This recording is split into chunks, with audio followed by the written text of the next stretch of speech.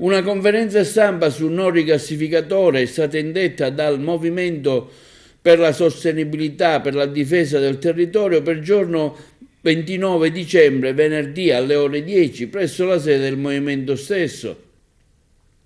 L'iniziativa è finalizzata al contrasto e alla collocazione del rigassificatore a ridosso della Valle dei Templi e svolge una complessa funzione di coordinamento per la lotta al rigassificatore e non solo. Aderiscono al riguardo tanti soggetti, tra associazioni, movimenti e cittadini. Si è costituito per contrastare il progetto del rigassificatore che interesserebbe buona parte della provincia, nello specchio acqueo di Agrigento, Porto Empedocle, Realmonte, Siculiana, Ribera, fino ad arrivare all'entroterra delle terre sicane. Le molte anime che il movimento raccoglie sono unimamente coese nel denunciare una scelta imposta arbitrariamente senza confronto col territorio già pesantemente martoriato da un vecchio malinteso sviluppo e da insediamenti industriali e scheletri abbandonati, i quali, oltre a provocare importanti ripercussioni su salute e ambiente, impediscono opportunità alternative di sviluppo economico di cui la provincia è ricca.